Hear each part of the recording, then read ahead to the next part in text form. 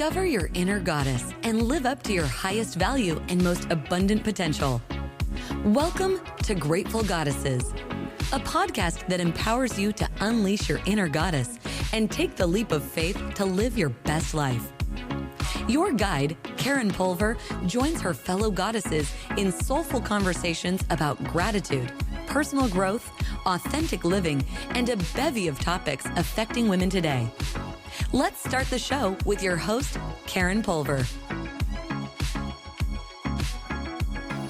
Welcome, everyone, back to Grateful Goddesses. Thank you for joining us today. This is actually July 5th. This is when we were recording it, so it's Independence Weekend for the United States of America. And I thought it was interesting because I do have this eagle, and he is balanced on his beak, and he sits in my office to remind me to stay balanced. And I, as some of you have heard, am a dual citizen. So I've also brought along my Canadian mug that says sorry. And I got it in Toronto. And honestly, these both represent my dual citizenship, but also to remember to remain balanced in our society and to also be respectful to people around us as well as ourselves. And when we talk about independence, look at the word in and going inward. And that's why today I wanted to talk with you all about focusing inward, feeling balanced, even though it's a little tiny beak that you're balanced on, trying to remain balanced and focused and respectful to others as well as yourself. So today we're going to be talking with Chrissy Gonzalez. She is a Chicago-based yoga teacher and wellness coach. She's a vegan foodie, writer, travel junkie, and animal lover.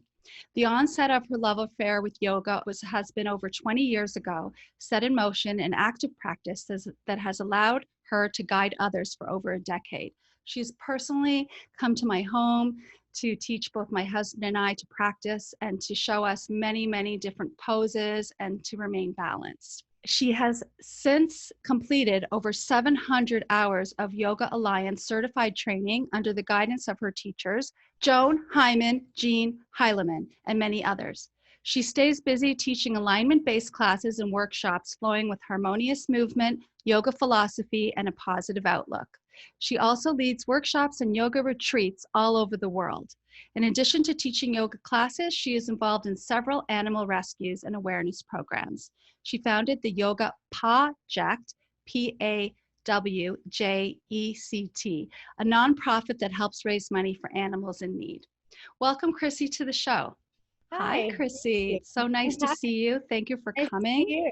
Thank you. So tell us more about your journey, because you and I met, you were teaching at a studio here in Chicago, and I just kept going to your classes, and I loved the Vinyasa flow classes that you would teach. And you know what I loved about it?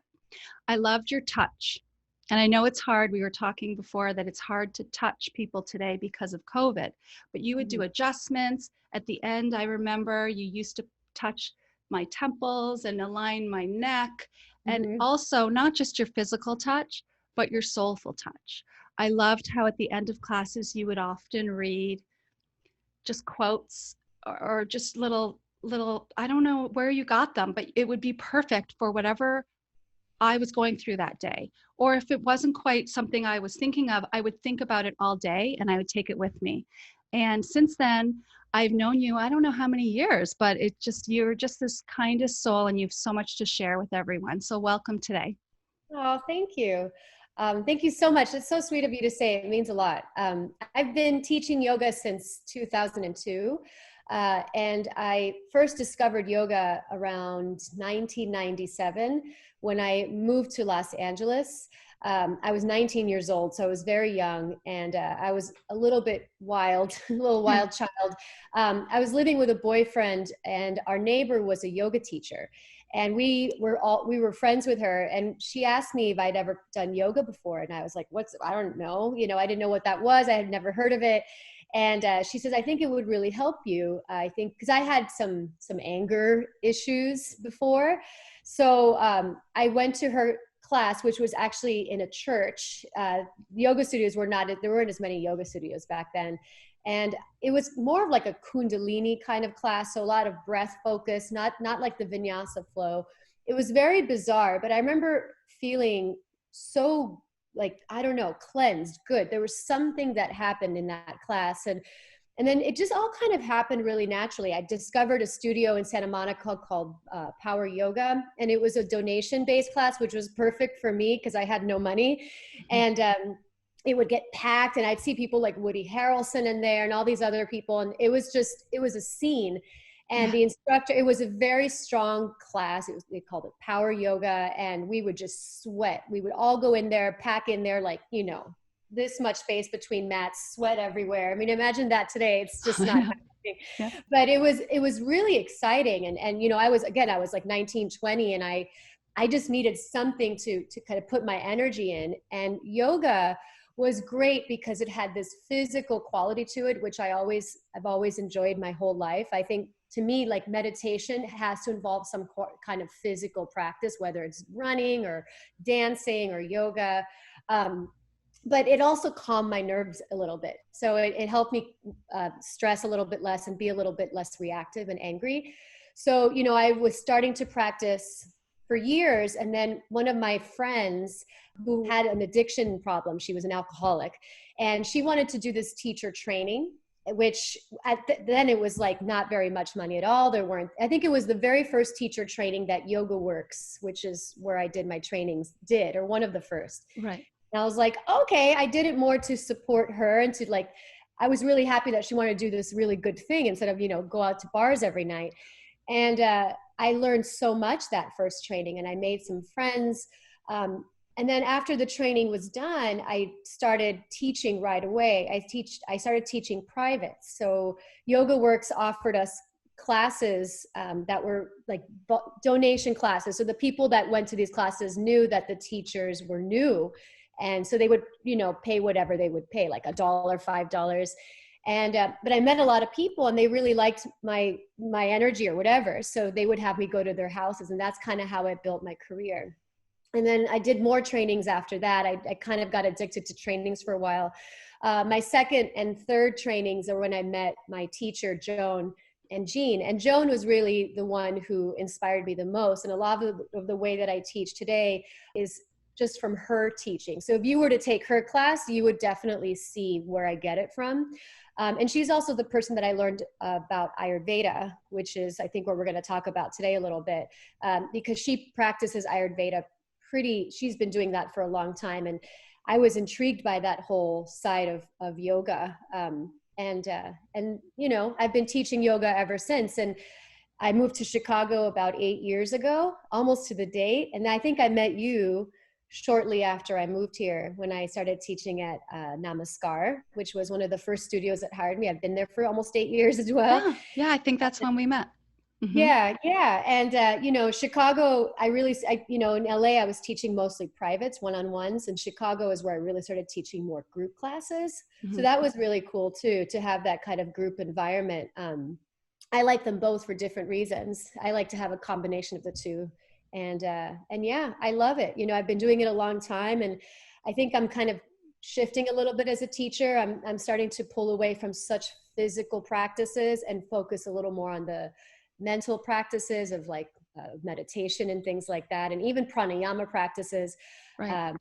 Because, I think people can get very caught up in just the vinyasa flow. And it becomes almost, especially today, it's become almost like just like an exercise, Yes. There's so many teachers out there that are teaching classes, but not bringing in any of the philosophy. And I think there's a missed opportunity there. I think there's so much more to learn. And yoga really has the potential of changing people's lives, not just getting them more flexible in their hamstrings or to be able to get into a handstand or something, but really about just learning to find this connection and this sense of peace. Well, I remember doing pigeon in one of your classes, and I didn't know you very well. And I remember you saying to really go inside and just release and just like don't worry about how far down to the ground you're going to go. Just breathe. And I remember feeling emotional, and I started crying. And after, I ran out of your class, and I was like, what just happened? It was the weirdest reaction. I then, Googled and started researching and all of that. And I realized that I must have released something. It's a connection. It's Mhm. definitely, the poses can definitely help release connections to thoughts and emotions, right? Well, life happens in the body.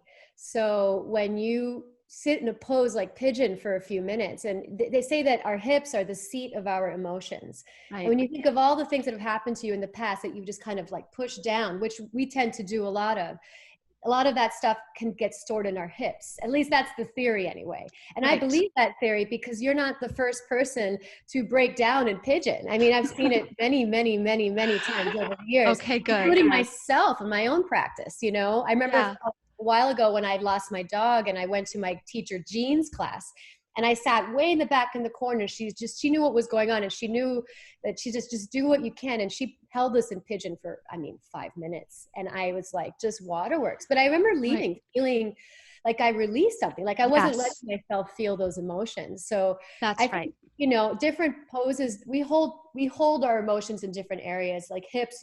We hold like our, just like emotion as far as like relationships and sadness and heartbreaks. Our shoulders tend to hold the weight of others. So a lot of times when your shoulders are really stiff, it's because you're putting a lot of weight of other people's stuff that you don't need to hold on to. So a lot of times when you do a lot of Okay. opening shoulders, it's like this weight lifts. Mhm. A lot of people put a lot of tension in their lower back. So when they do stuff to release the lower back, that helps release certain blocks as well. And so it's interesting. That's what I think that's probably why I love yoga so much, because you can go on a long run or you can do like weights and it feels good. You feel strong. Sometimes Right. you release, but yoga, there's this real sense of just letting things go.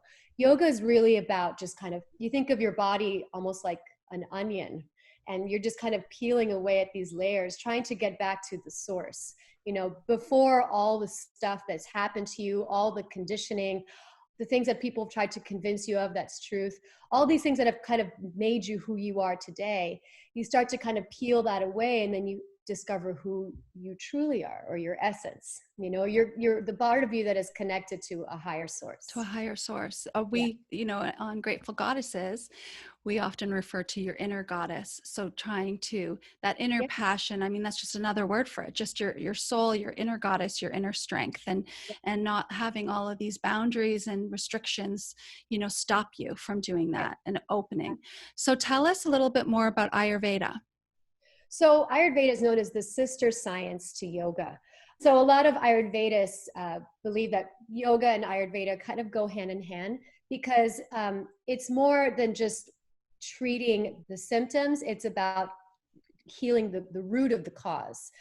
So you're going deep. So it's not just about, oh, I have a headache, I'm going to take an Advil. Well, what's causing the headache? What foods are you eating? What environment are you in?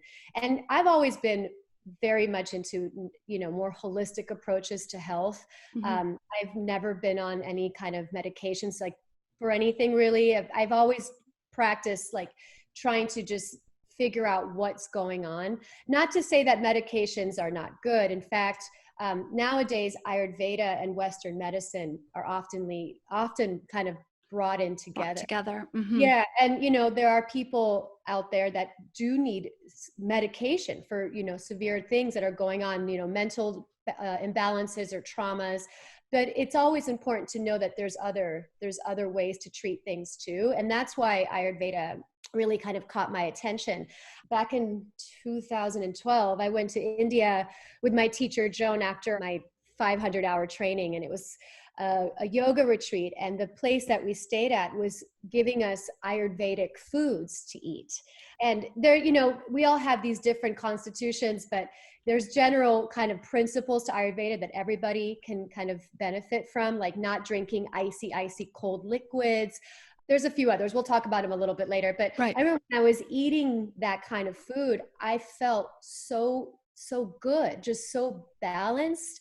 They call it sattvic. So it's just like this like I didn't feel like I was like super adrenaline high or super lethargic low. It was just kind of like this steady, calm, peaceful, joyful energy.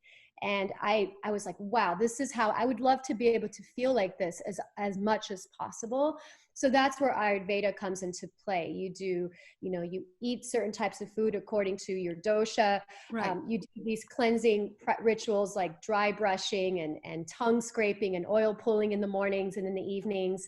You also kind of be mindful of your environment, the people that you're around, and even the movies that you watch, the books that you read. You just try to think about all these things and how they are affecting you. And the whole point with Ayurveda is to find balance, right, and use nature and what's happening in nature as a tool. So there's so much to talk about. And thank you for sending the quiz to us. I wanted to invite our featured goddesses on, and there'll be a link on the goddess page for all those who'd like to take this quiz. It was recommended by Chrissy, which, by the way, you do want to say that you're not a medical professional, but tell us a little bit more about that just before we continue. So, as far as healing things, like Ayurveda is really meant to help our body self-heal, from disease and of the body and of the mind. But there are instances where we do need Western medicine to help us heal too. So you want to make sure that if you have something serious going on, that you're not just going to take one of these quizzes and then eat a certain food and think you're going to be okay, because you may need more help than that. Right. So, when you get your dosha read, which is what these quizzes are, and there's so many fun quizzes online. You can attend, there's hundreds of them. I just thought that this one was pretty thorough. But when you go see an actual person who's an expert, who's an Ayurvedic doctor, mind you, Ayurveda is not something that's like if you see an Ayurvedic specialist, it's not something that is approved by the FDA or things like that.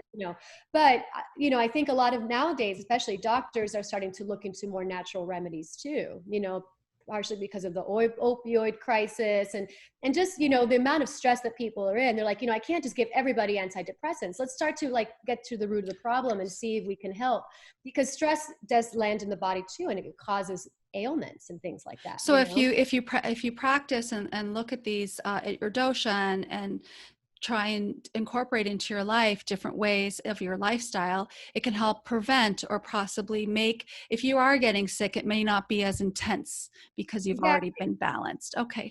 Yeah. So we're not going to go through the whole quiz, but we're going to take a look on what our scores are. So the three doshas are basically comprise what they call our constitution. It's kind of our tendencies. It's just the nature of our body type.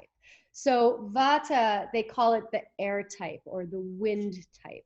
And Vata characteristics are usually thin, dry skin, thin hair, things like that, like drier body types. And you tend to kind of want to eat drier foods. Like if you like things that are really salty, like potato chips and things like that, when in the fall, right, when the winds start to kick up and the air starts to get a little drier, they call it Vata season. So everybody's Vata tendencies tends to rise. But if you're Vata, if your constitution is primarily Vata, it really starts to rise. And, you have this kind of wind energy. So you have a hard time sitting still. You can't sleep too well, all these things. And, there's more to it than that, but that's kind of the general. So if you think of like dryness, wind, that kind of stuff. So that's kind of the Vata. And then the Pitta, right now, the season that we're in is Pitta season because it's very hot. It's very, it's almost like fiery. So the characteristics of Pitta, sharp, piercing. So people who tend to be Pitta have like these piercing eyes. They tend to be more of a natural, and you do, I think, I've always said that about you. I love your eyes. They're very they pierce through your soul. As far as body types, they usually are a little more moderate. They're not necessarily heavier or super skinny. They're kind of in the middle. They tend to be a lot more focused, have a certain sense of drive.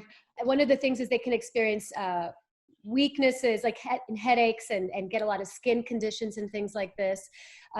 Tendency to have constipation because there's not a lot of moisture there. So again, there's so many things. And this, we're seeing a practitioner, an actual Ayurvedic doctor. They would look at you and they would be able to tell just by looking at your skin, your eyes, your teeth, your hair, your body type, even the way you talk, how you breathe. Wow. You can tell, like the way that I'm talking, I'm just like, because I have a lot of wind in me. I have a lot of Vata, and that's just how I've always been. So I have to kind of balance that out with a little more of like the grounding Kapha, which Kapha is more heavy, it's more wet, it's more dull. You think about somebody like Aretha Franklin, she's got a lot of Kapha because she's just, she's like a mom. She's very grounded. She's very, loving and nurturing. But then those people tend to have, their weight tends to creep up. They have a hard time keeping their weight down. They have digestive issues as far as like, a little more runny stools and things like that. Right. They tend to, they go more towards like the richer foods, the sweeter foods. So these are the three main doshas. And what Ayurveda believes in is that opposites heal. So when you find that you're, predominantly one type of dosha, you want to try to treat that by balancing your foods and your activities to balance and bring in the other energies. I was predominantly Pitta. Yeah. But I was really close. I was only 1 point higher for Pitta than for Kapha.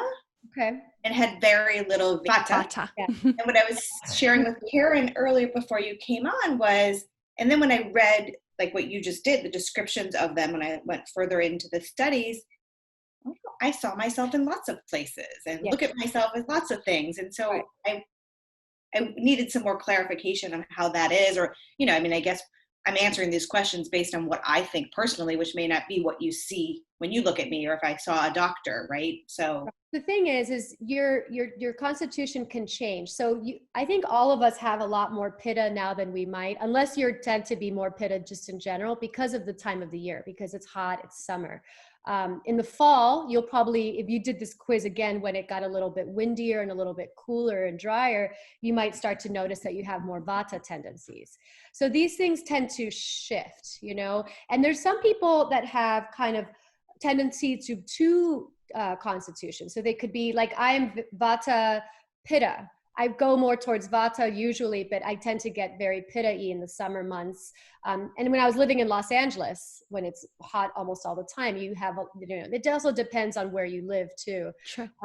And then, some people can be what they call tridoshic, where they have kind of a combination of the three. It's very balanced. So and like I said, it changes as you get older, as your life situations change, if you're pregnant, if you have children, if you're sick, all these different kinds of things can change your constitution. So, it's important not to get like too hung up on it.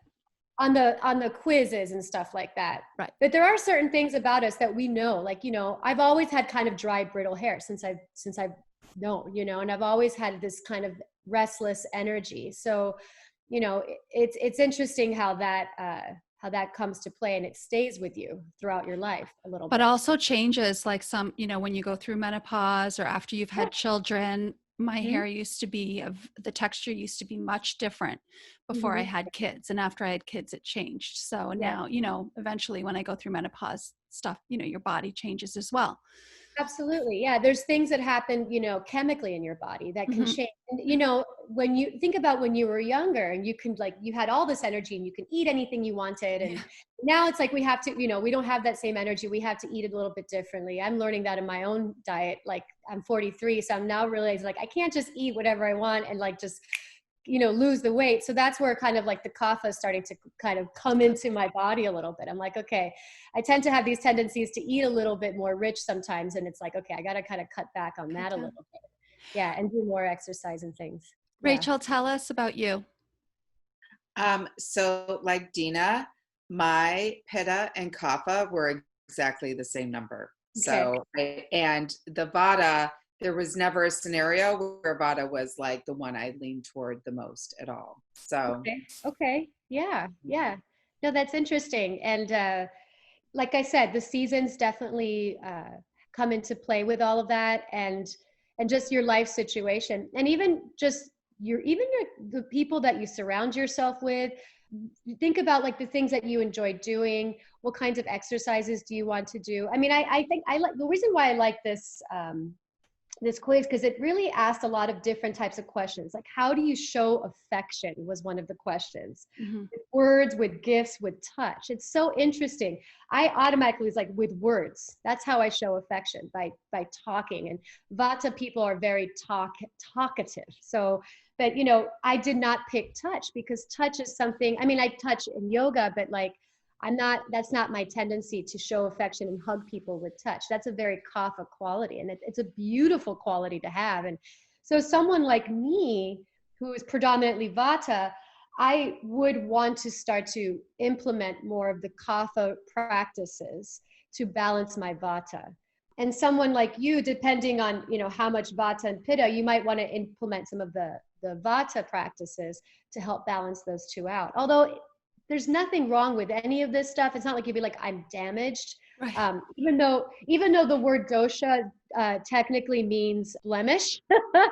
And, you know, when you have too much of one of these types, it can cause imbalances in the body that you feel physically and emotionally. But, you know, that's where the practice of Ayurveda. My numbers, unlike Dean and Rachel, were really different. I'm Pitta, but like not close to any of the other ones. So my numbers were 40 and then 26, 24.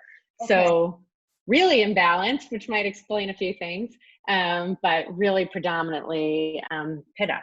So I'm going to give you guys, I want to read something about Pitta, people who have a lot of Pitta. Well, I was Pitta too, by the way. I was the same with Pitta and Kapha, the same score, but then much lower in Vata.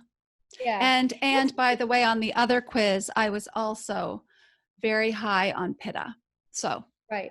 Since we all have a lot of Pitta in ourselves, because like I said, summer is Pitta season, Pitta people have moderate, reasonably and steady weight with a medium frame and are usually athletic.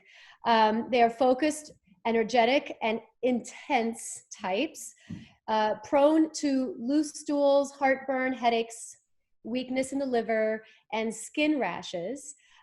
Emotional challenges are anger, resentment, irritability, jealousy, and can sometimes become cynical. They actually become more focused under stress. So if you're you tend to, like, when you're in a stressful situation, you're like, get to work. That's a very Pitta quality. The way you balance out is by cooling down. So remember that the element of Pitta is fire.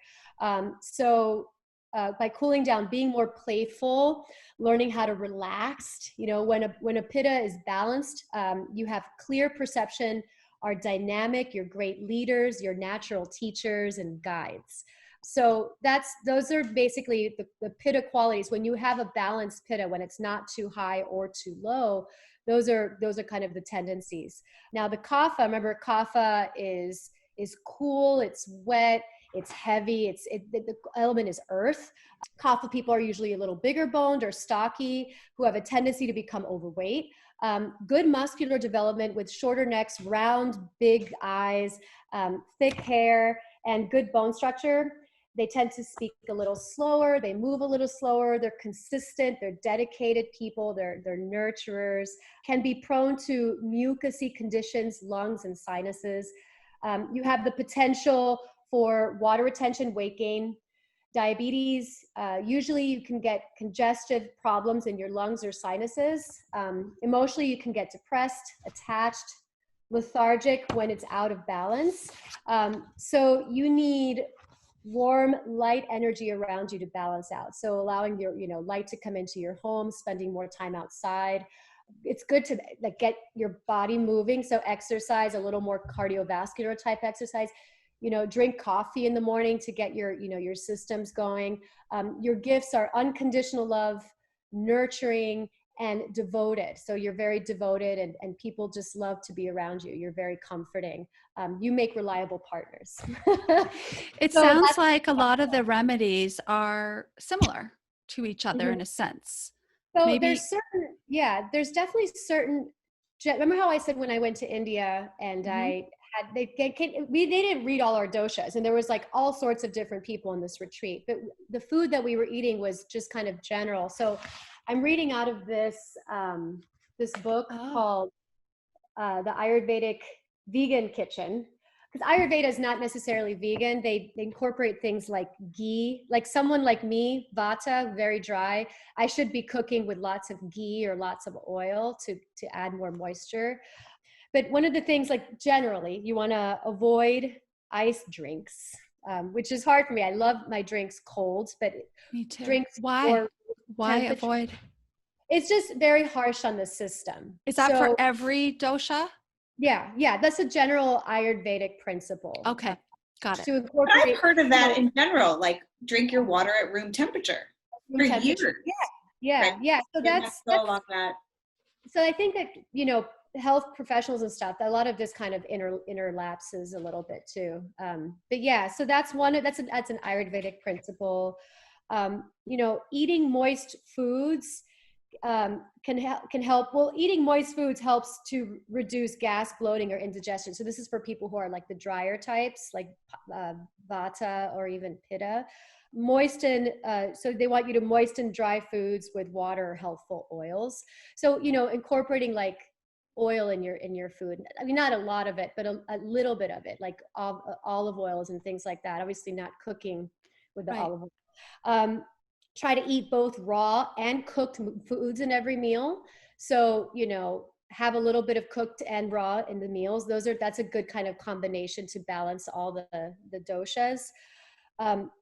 These are the things you want to try to avoid in general. Avoid table salt, which if you're like Vata, like me, you love salt, so it's hard to avoid it. Avoid white sugar, white flour.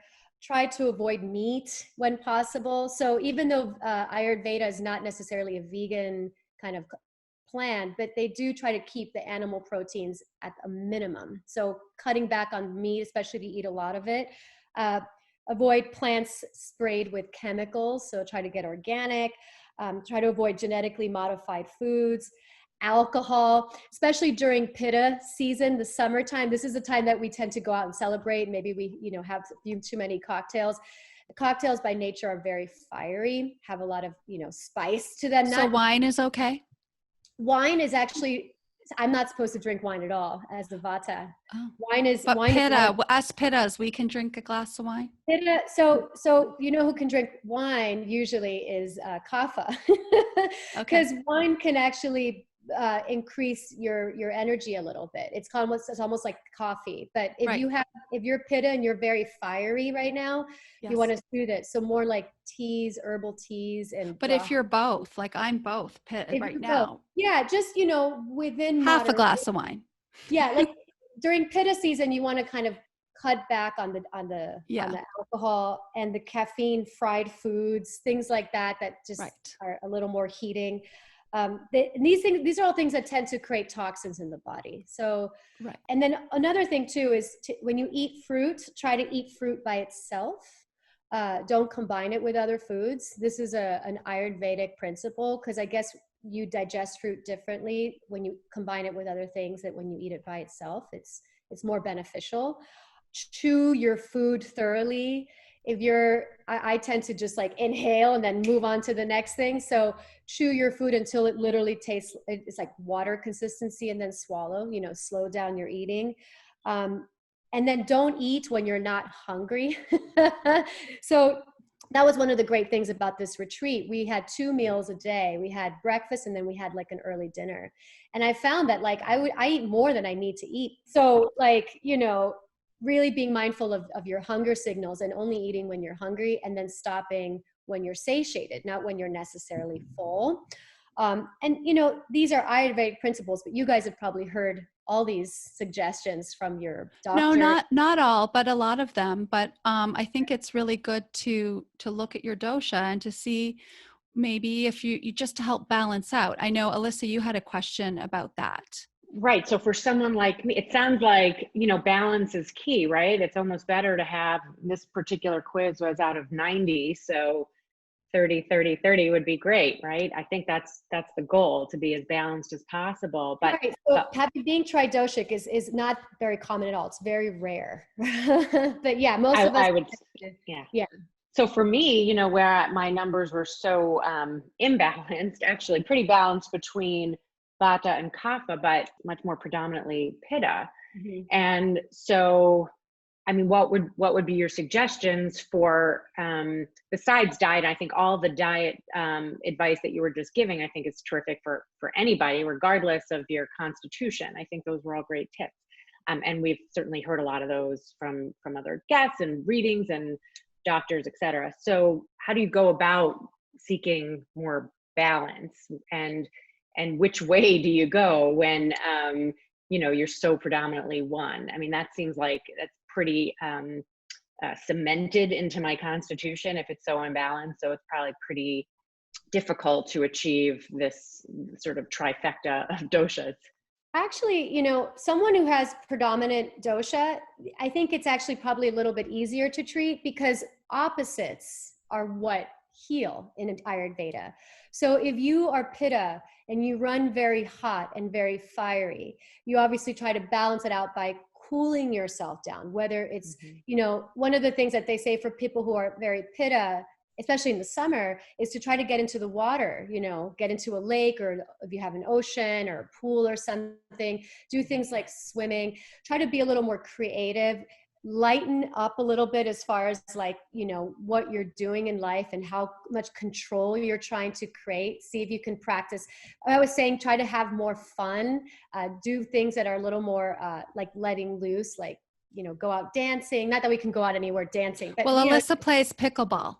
So play more pickleball. I don't know what pickleball is, but if pickleball is something that requires like fun, focus, but that's the thing. It's like, if there's for someone that's Pitta, your tendency is going to be like competitive and try to like accomplish. So you want to try to find something like yoga is great for you, like flow yoga, like something that's a little more freeing, or dance. Try to have try to enjoy yourself. Even like your dress, by the way, is really beautiful, like more flowy kind of looks and things like that. Lighten up your room a little bit. Make sure you get plenty of sleep. Make sure you get plenty of rest. How's your sleeping? Do you sleep well? That's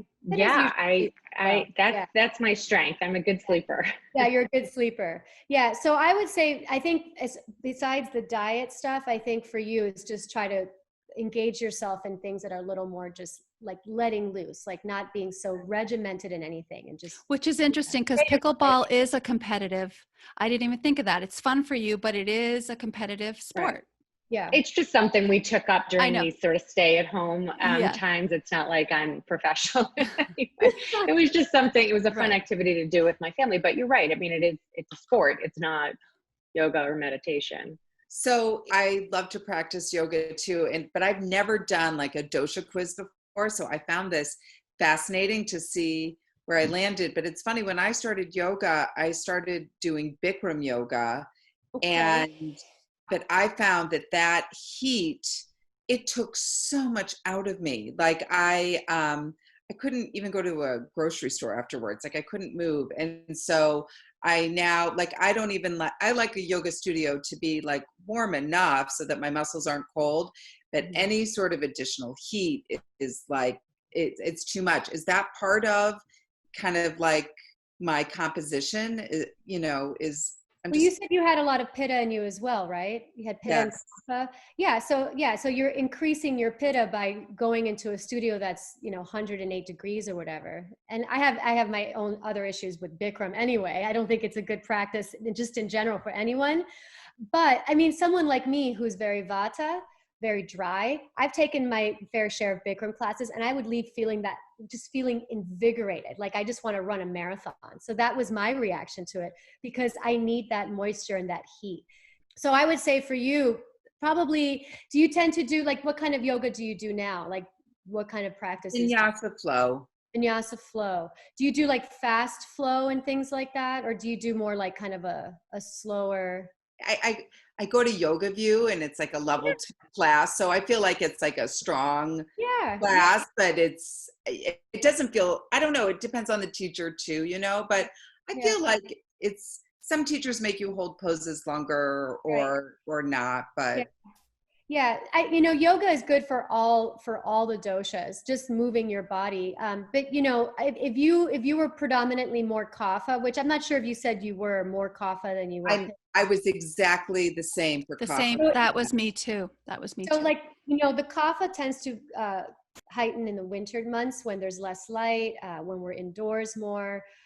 So our tendency is to just to hunker down, maybe do more gentle practices, and do more restorative, but it's important to balance it out by doing a little more flow. I like to play around with, when I tend to do only one thing, like only vinyasa flow, I'm mindful of that, and I try to change it up a little bit. So I always, I tell all my yoga students, is yoga all that you do? Go for a nice jog or a bike ride, or do some resistance training, or do a restorative yoga class or a yin yoga class. Just balance it out so that you're giving your body all these different, things that it might be craving.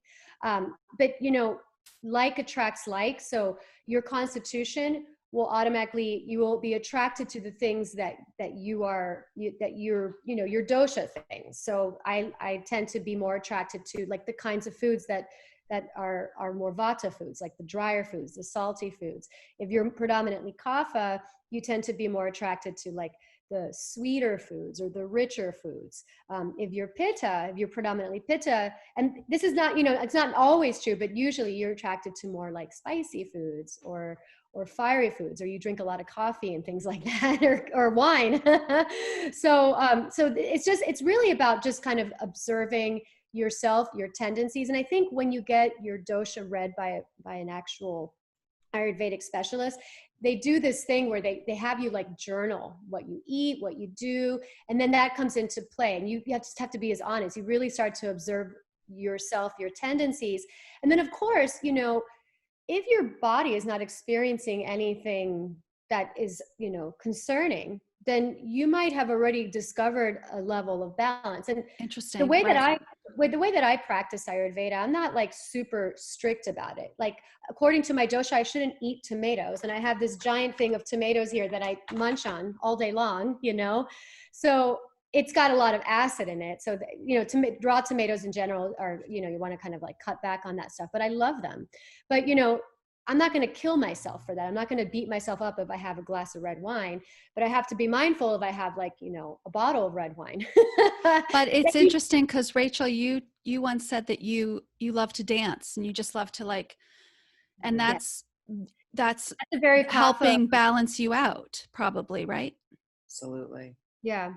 Yeah. So that increases your kapha, that kind of just free moving and dancey type of stuff, for sure. And someone like me who has a lot of vata, right, who has a hard time focusing and being in control, I would probably benefit from doing some of the practices that Alyssa likes to do in general, or you, Karen, things that require more focus, more discipline, I tend to just kind of go from one thing to the next. So just to kind of hone that in a little bit. I have a question about social interactions and Ayurveda. So when you were saying about surrounding yourself, so when I meet a person and I find that instant click, does that mean that person is the same dosha most likely? Or the opposite, when there's someone who you just kind of get this gut reaction, what does it mean to help balance out social interactions with your Ayurveda, with your composition? I think generally we tend to be attracted to the people that are like us. So most likely the people that you're close to are going to have this similar constitutions to you. And it just makes sense because you enjoy doing the same things. But my husband, I think if he did this, he's very different than me. Well, that's one thing I was going to say. So when I first learned about the Ayurveda, when we did our first training on it, I automatically went home and I thought I knew my husband. I was like, you're Kapha. I thought he was just this lethargic, heavy, and he's like, what? And it's, the one thing I would say is don't go and try to analyze your significant others or your kids or anything like that. If you want to have them take the dosha quiz, I think from what I see, I think he has a lot of pitta in him as well. I'm pretty sure he does. I think that's probably why you guys get along. My husband has a lot of pitta in him too. I think it's kind of like they say, your sign, your astrological sign, how certain opposites make perfect partners. I think a lot that can do with Ayurveda too. I think it's nice to incorporate different types into your environment. I think if you surround yourself with a lot of Pitta, that can start to drain you. If you're very Pitta, if you have a lot of Kapha, you surround yourself with a lot of Kapha types, that can make you, it just kind of adds to your constitution, and it's harder to balance it out. So if I'm Pitta and Kapha, perhaps, and you're Vata, so that's why we get along. It's nice because you help balance me out, right? Yeah, I think that's partially why. Yeah, and not, sure. I mean, I definitely have. I mean, the girls here are Pitta as well, mostly, but I still get along with them. So but if I have too many, I understand what you're saying now. So it's good to kind of allow more into your life. The general rule of thumb with Ayurveda is just be mindful of how much of one type of thing you are doing, whether it's the foods that you're eating, right? Whether it's, the things that you're doing for exercise, try to change it up as much as possible. And, when it's really, really hot outside, like times like this, you want to try to avoid being in the heat for too long. You want to make sure that you cool down a little bit without, and incorporate that into your practice. And not just cool down like physically as far as but try to tone down your fire. So doing more meditation, making sure that you practice meditation every day, especially this time of year when and think about what's happening in the world too. Like this is really coronavirus, the protests, all the injustices, the president, like these things are stoking our fire. They're heating us up. We're burning out of control. So I wouldn't be surprised if most people right now, unless you have a lot of Kapha, which is very grounding, this is a good time to bring a little bit of Kapha into your life, but you want to try to cool the fires down right now as far as, in Ayurvedic terms. So we've talked before with other guests about meditation and de-escalation of how we react, and instead of knee-jerk reactions, breathing and just really trying to stay mindful and balanced before that fire heat. Right. Road rage, that's a hard thing too when you hear that happening. And you and I talked about road rage. Yeah, that's like my thing. I no matter how much yoga I practice, it just takes one guy cutting me off, and I just that's like I get crazy. We talked about that. So Dina had a final question for you today. Okay. So in researching this and reading up and learning about it, it was, and you touched on this earlier, I'm just sort of circling back. In the literature, it says that this is with you since conception.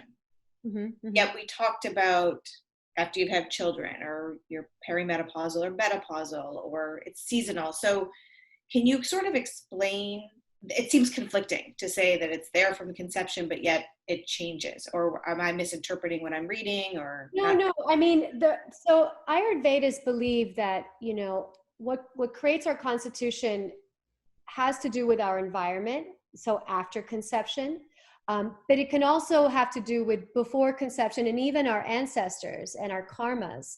So say when you were in your womb, imagine if you're a family, you had a volatile situation before you were born. Say your parents were drug addicts or something, or just fighting all the time, or there was just a lot of, say you were born in a war-torn country, that kind of stuff is going to affect your constitution.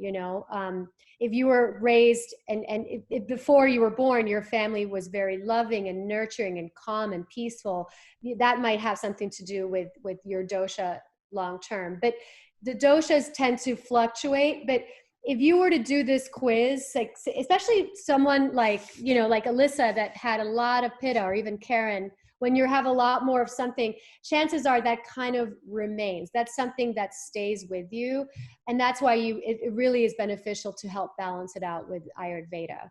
Well, I said, I did this quiz about 10, 15 years ago, and I was high in Pitta. Yeah. And when I first learned about this, my teacher was like, you have a lot of Vata, and a lot of yogis have a lot of Vata, and living in LA is very Vata in nature, because there's a lot of the winds, and it's just very dry. So all of our Vatas increase living in LA. If I lived in Florida, like when I grew up in Miami, it's very moist, it's very hot. I had a lot more kapha in me. And then when I moved to LA, I like shed all this weight. My skin became more dry, but I was always had like just personality wise Vata tendencies. So, you tend to fluctuate a little bit, but usually your constitution generally kind of stays the same. And a lot of it does have to do with the things that we have no control over. But that's why, things like diet, exercise, other practices, like I said, like, do you guys do dry brushing? Do you know what that is? Yeah, dry brushing is wonderful. Tongue scraping, all these things to help purify and clear out the toxins that get stuck, and oil pulling as well to keep, Was that what you gave us, Rachel, with the coconut oil? Yeah. Or she Yes, gave us packets. exactly.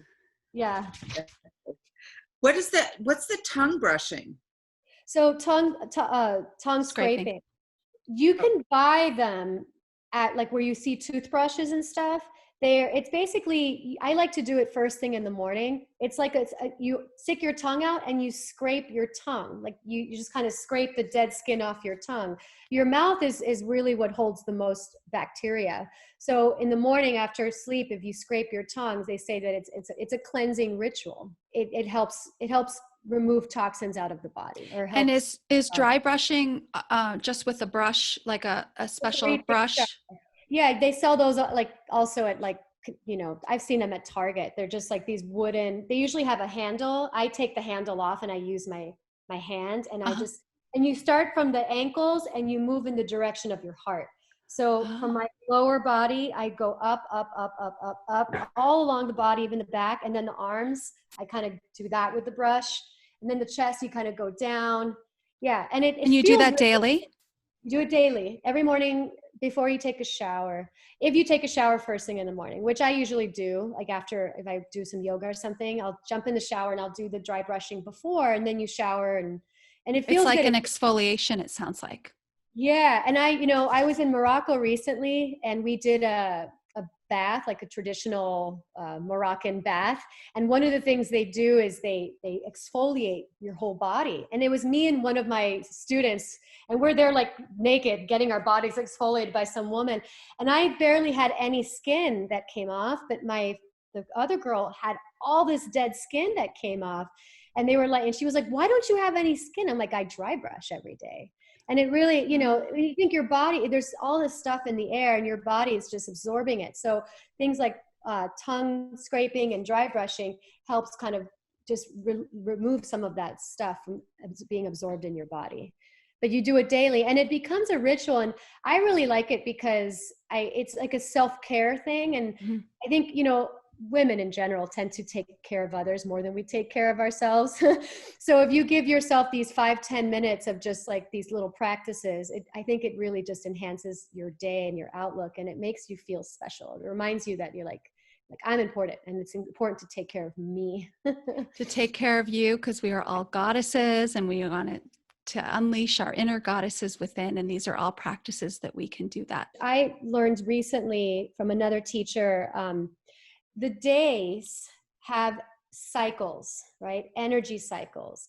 And certain times of the day have more Vata energy, and certain times of the day have more Pitta energy. Certain times of the day have more Kapha energy. So when you schedule your day, if you can kind of go with that energy, you tend to be more productive. So I'm going to give you an example. From 2 a.m. to 6 a.m. is called Vata time. So it's what they call mind mode. So it's a good time for meditation, for spiritual practices between 2 a.m. and 6 a.m. Then from between 6 a.m. and 10 a.m. is Kapha time. So the body tends to get a little bit more dense, a little bit more slow. It's not a good time to eat a huge breakfast. So instead, try to get up a little earlier to stimulate your digestion. So it's nice to, if you exercise between 2 and 6. And then 6 to 10 a.m. is kind of more like just kind of getting yourself going. And it's not the best time to exercise or to do a lot of productive stuff.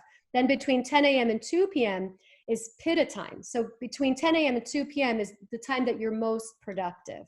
So you're in doing mode. So this is the best time to work, to do your work, or you be creative, or running errands, getting things done. Then from 2 p.m.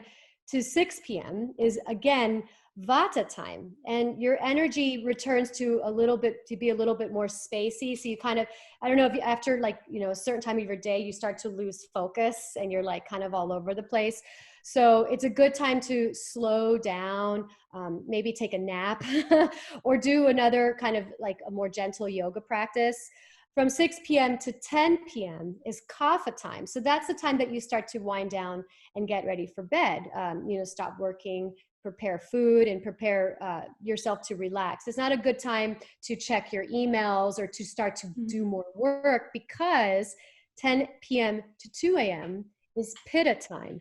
And this is a lot of times, you know, in the middle of the night between 10 p.m. and 2 a.m., it's like you can't go to sleep. Your mind starts to kind of work again, and you're thinking about things. So if you're already in bed, to prevent this, you want to try to like not have your phone in the room, or not watch TV when you're in the room, or go online. You know, that's why people who have a lot of Pitta have a hard time getting to sleep sometimes. So yeah. That's so interesting. Yeah. Well, we're doing this recording during the most productive time. And so that's a good thing to know. But I guess I'll have to shift my workouts, because I'll have to get up at 5. I hope I'm going to try that though. It's hard. I have a hard time getting up that early too, but if you do it, it'll start to feel really good in your body. I mean, you know, it doesn't have to be like, you can kind of mess. No, I'm going to try that, because I've been told that before too, just in general, to try, you know, and it's just a good practice to do. Yeah. Thank you so much, Chrissy, for joining us and for teaching us. We so appreciate all the teachings and all the lessons that you've taught us today to be the true goddesses that we are. Thank you. Oh, it's my pleasure. Thank you. Up next, favorite things. Opening up to happiness and joy. Welcome to Favorite Things, and we're going to talk about things that we enjoy that bring us happiness, that make us feel good. It can be anything from an object, a product, an actual something that you love to do, just something that brings you happiness so that you can attract more of that into your life. So let's start with Dina. What did you bring today? Okay, so I don't know that I can circle mine back to our interesting conversation today, but these rubber Birkenstocks, I am mad about for the summer. I mean, I have my old ones from college with the suede and the this, but my girls and I, we have them in colors and styles, and they're super comfy and super light, and they make me feel really happy on my feet. So I'm really enjoying these when I'm outside, not cooling down, which I need to start doing more of, clearly. Yeah, They make you happy. Deo like style. It's super cute. They're super Well, fun. it kind of does relate, Dina, because they're light. They're not a heavy, you know, which is if you're strong in Pitta, they're light for you. Rachel, how about you? I have this new bracelet. It's very simple, very simple. And it's one of my husband's coworker's sister who has a jewelry business and started making these bracelets. And the money goes to an organization called Sista Biz, and it supports Black women-owned businesses. And I just, again, it's light and comfortable and easy to wear, and I'm just happy to. And it's for such a great cause. That's amazing. Exactly. Well, Karen, I'm also wearing a moonstone ring, but that's not my favorite thing today, but so funny that I've got moonstone on as well.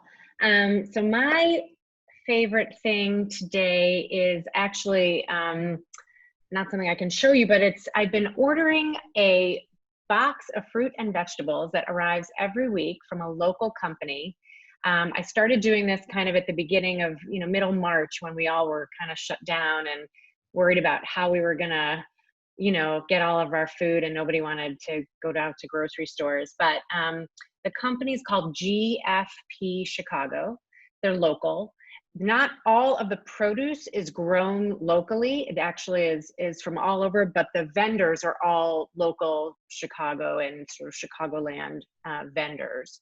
And it's really inexpensive. It's less than $30 actually. And it comes in this giant box of fresh fruits and vegetables. They kind of give you a sense of what's coming, but you don't know. It's kind of like the big surprise. You open the box to see what you get. So it's kind of a fun thing every week.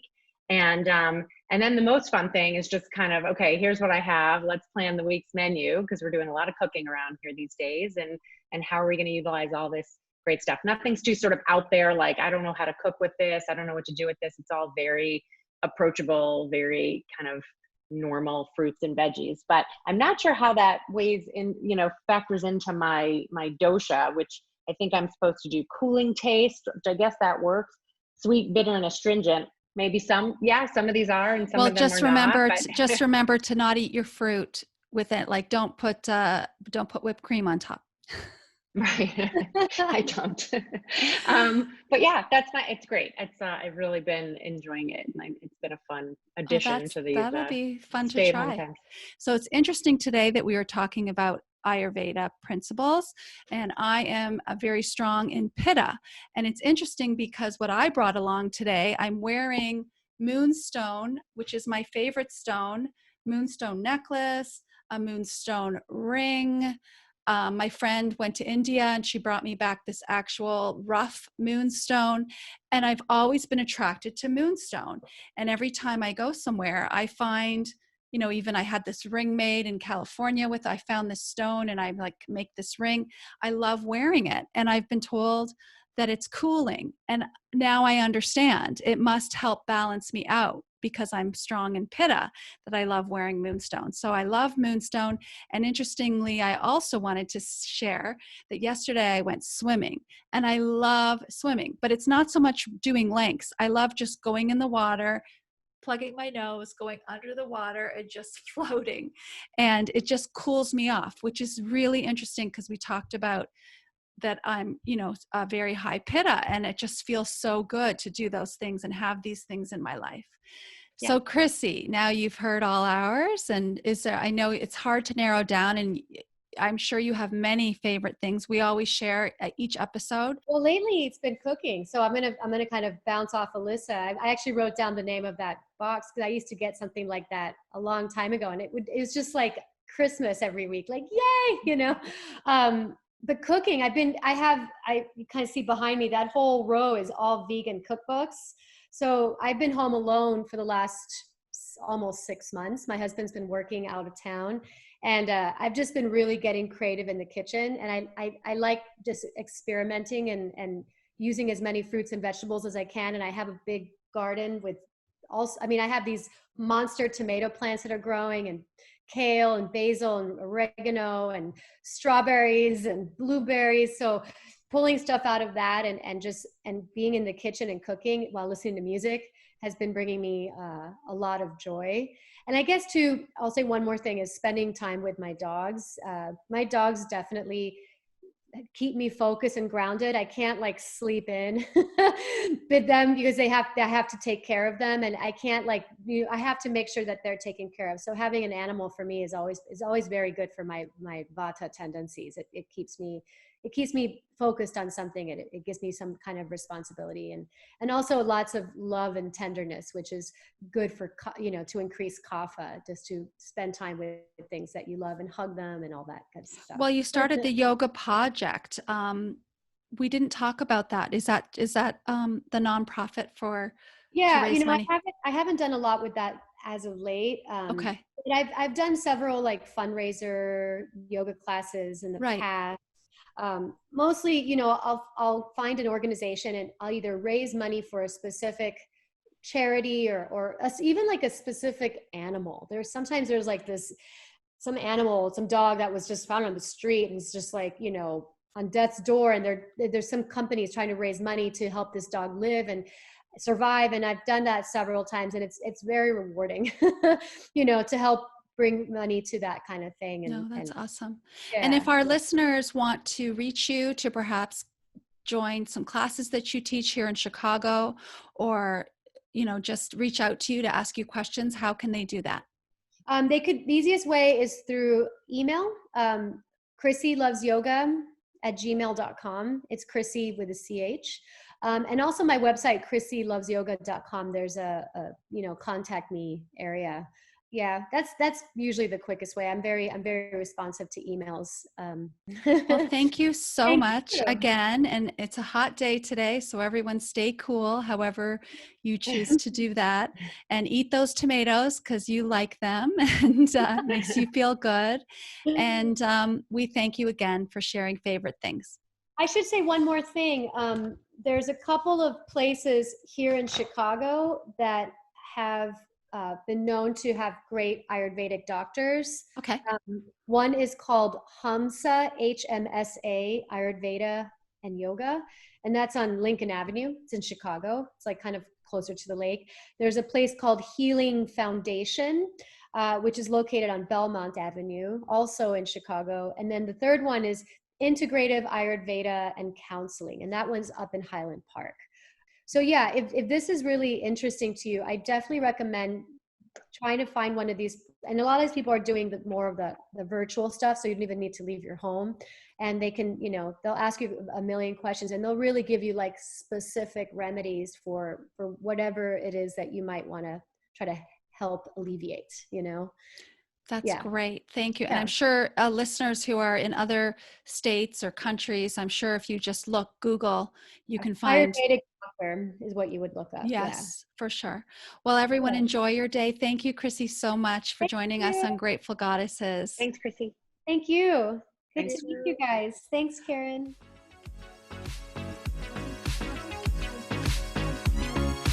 Unleashed your inner goddess yet? Thanks for joining us today on Grateful Goddesses. We invite you to visit our website, www.gratefulgoddesses.com, to access today's show notes as well as other helpful resources. Don't forget to leave a review. Until next time, stay strong and empowered to be a grateful goddess.